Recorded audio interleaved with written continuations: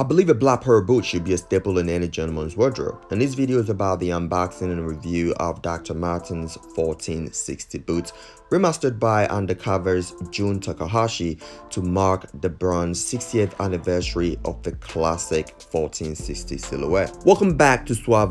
This channel is about style and fitness for the discerning gentleman, so if these fit your interest, then consider subscribing. So quick story, it's been 60 years since the first ever 1460 boots, and Dr. Martens are marking the occasion by releasing 12 limited edition collaborations in 2020. It's a program that sees different designers have their take on the 1460 model. There've already been collaborations with the likes of Bape, Ralph Simmons, and in May, its fifth release was Jun Takahashi's take on the boots. The name of the boots is 1460, and they only made 1,460 pairs, all made in England with British sourced materials. I don't own any shoes by Dr. Martens. I didn't think their designs fit my style per se, but my first impression of this has been good so far, even though they don't have any tissue paper stuff in the boots.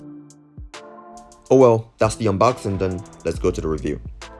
Overall, the shoe has this minimalist approach to its design. From the lateral side, it features a black corduroy upper, the distinctive yellow well stitching, and Dr. Martens' trademark airwear cushion sole.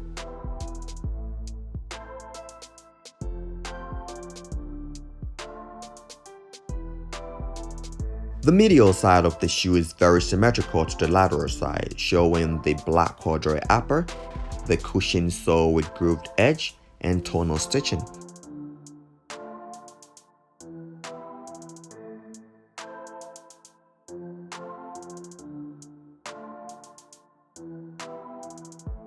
From the back of the boots, it comprises of the classic chunky Dr. Martens heel, tonal stitching, and a black and yellow heel loop with airwear with bouncing soles inscription.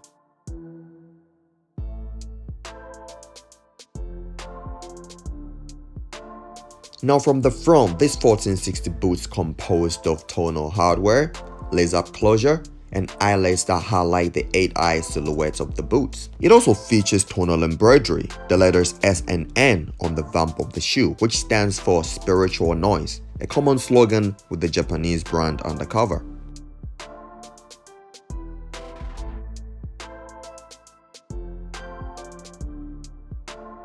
A closer look at the signature air cushion sole reveals the threaded edge, a trademark pattern on the outsole, and a rubber sole that is fat, oil, acid, alkali, and petrol resistant.